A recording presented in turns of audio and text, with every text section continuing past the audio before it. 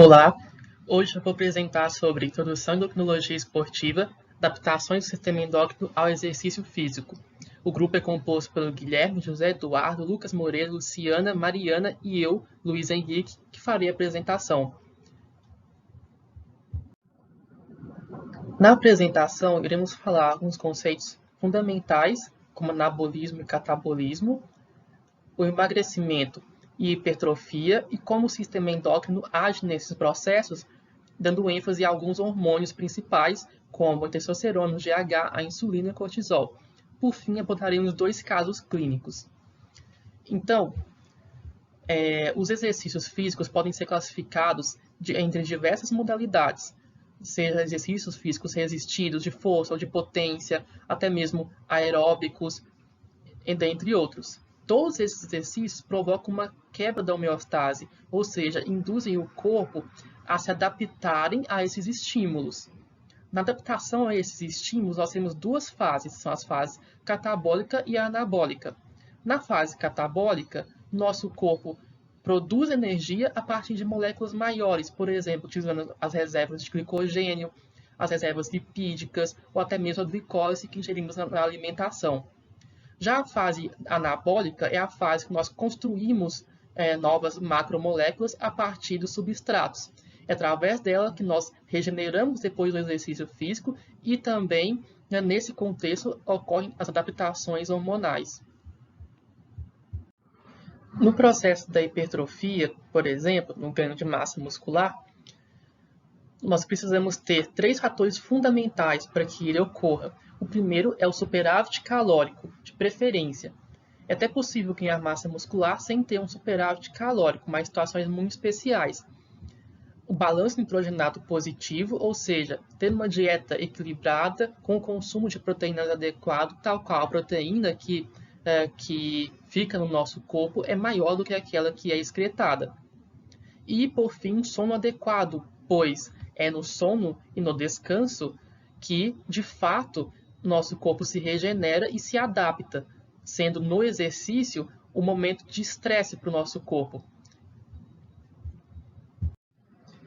Já o processo de emagrecimento, diferentemente do processo de hipertrofia, ele envolve o déficit calórico de preferência. É importante lembrar que emagrecimento é diferente de perda de peso simplesmente, pois na perda de peso você perde peso, não importa de onde veio esse peso. No emagrecimento tem-se perder gordura, ou seja, preservar a massa muscular. Para isso, o déficit calórico deve ser individual e planejado, e a dieta e o exercício físico devem ser combinados para que isso ocorra da melhor forma possível.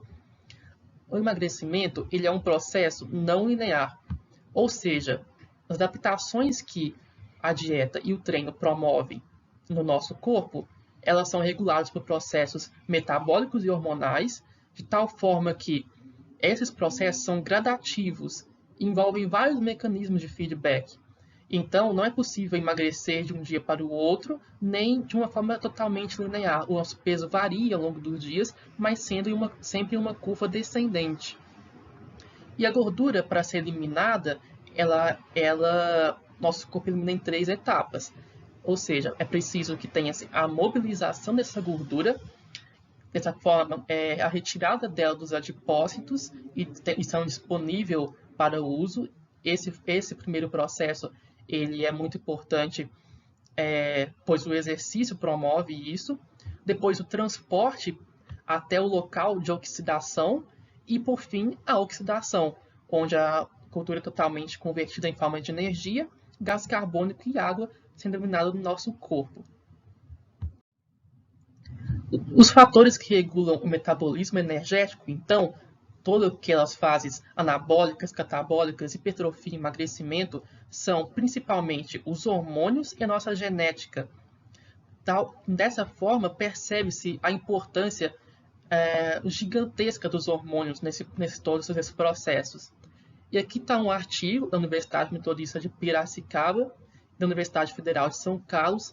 Justamente, eles demonstram a importância dos hormônios e sua regulação para que se tenha o correto desempenho, a performance esportiva, ou então que tenha sucesso nesses processos de ganho de massa magra ou de emagrecimento, ou qualquer outro processo relacionado ao esporte ou ao exercício físico.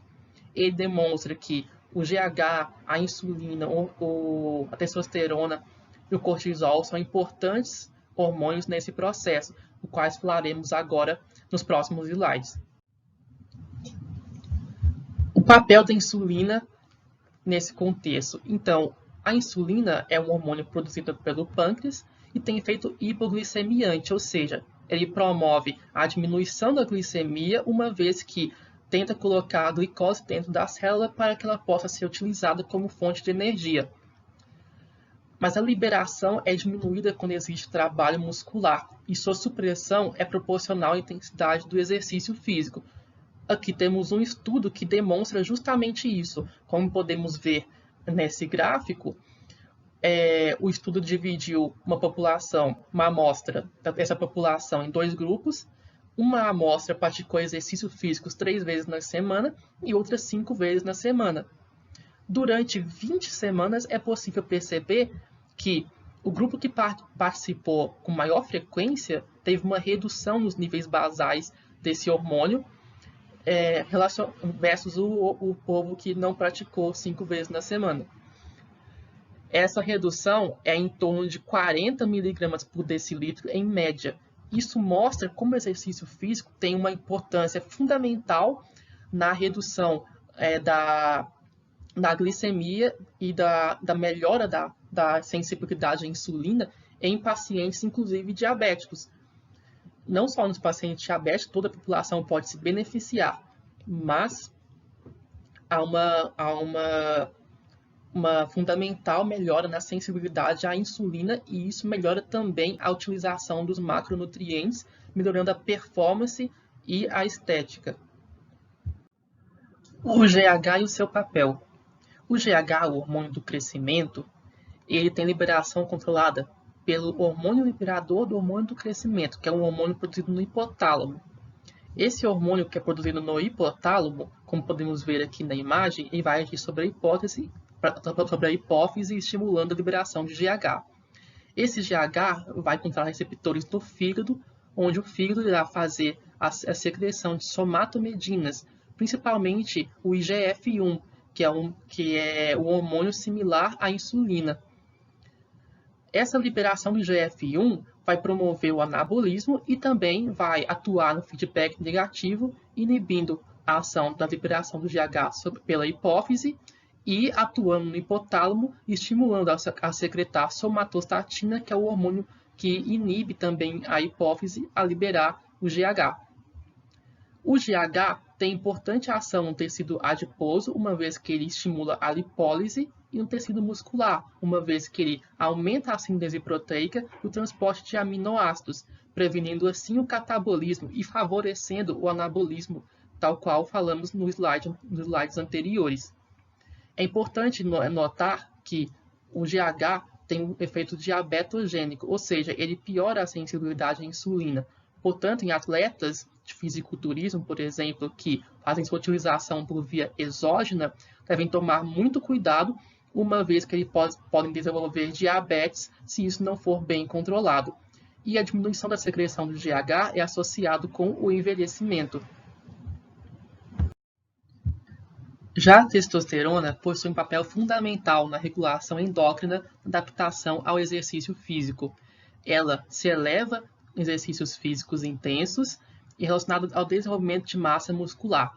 Nesse estudo, podemos observar que houve 3 grupos, sendo que um grupo sedentário, um grupo praticou exercício físico e outro suplementou, fez utilização exógena de esteroides anabolizantes, além de praticar exercícios físicos. Podemos perceber que a concentração de testosterona plasmática ela se eleva gradativamente quanto mais exercício físico praticado e maior a utilização dos esteroides. Esses esteroides são utilizados no doping com diversos objetivos, dependendo da categoria do exercício físico, mas podem provocar danos permanentes na inibição do eixo hipotalâmico hipofisário e ocasionando a supressão hormonal. Então, o cortisol, um hormônio glicocorticoide de liberação controlada pela CTH, ou seja, o hormônio adenocorticotropina, que é liberado pela adenohipófise agindo na córtex suprarrenal, induzindo a liberação do cortisol, tem sua concentração aumentada durante o exercício físico intenso. Ou seja, no exercício físico intenso, ele promove uma adaptação ao estresse. Ocorre a lesão muscular, o exercício estimula a liberação do cortisol, hormônio com ação anti-inflamatória, para recuperar a homeostase. Ele tem ação catabólica, uma vez que esse hormônio, ele para recuperar do estresse, da inflamação, ele faz a utilização de aminoácidos da nossa massa magra para promover reparação de tecidos e para utilizá-los na gliconeogênese, tendo controle também sobre a glicemia. Ele tem um efeito imunossupressor, uma vez que promove a diminuição no número de leucócitos e está relacionada com a relação testosterona-cortisol, que será muito importante, como veremos adiante, uma vez que ela é um importante fator que indica se está ocorrendo anabolismo ou catabolismo. Aqui podemos ver um gráfico na qual mostra que o cortisol aumenta com a maior intensidade do exercício físico. Essa intensidade medida em termos de VO2 máximo. Caso clínico 1. JLS, 26 anos, sexo masculino, previamente índico, faz musculação 7 dias por semana, corre 3 vezes durante 2 horas. Apresentou-se queixando fadiga extrema, redução de desempenho nos treinos, aumento de gordura localizada, insônia e infecções recorrentes. Ao exame físico, apresentou cansados ao mínimos esforços, além de apresentar irregularidade no sono. A testosterona dele veio baixa, vários déficits nutricionais e o cortisol elevado. Então, esse é um quadro clínico da síndrome do overtraining. Ou seja, nesse quadro, o paciente tem uma desregulação dos seus hormônios causado pelo excesso de atividade física. Então, todos os sintomas são explicados pelo overtraining, que se divide em 2 fases. Primeiro, o overreaching, que é um período que antecede a essa síndrome.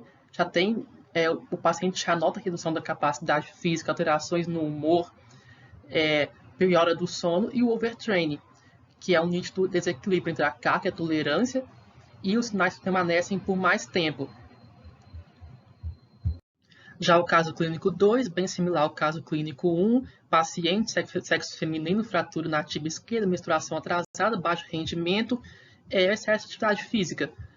Ocorre uma supressão do eixo hormonal, o estrogênio fica baixo, ele não consegue inibir a atividade dos osteoclastos, assim ocorre a fratura, e essa é a síndrome da tríade da mulher atleta. E aqui estão as referências utilizadas no trabalho. Agradeço muito pela atenção.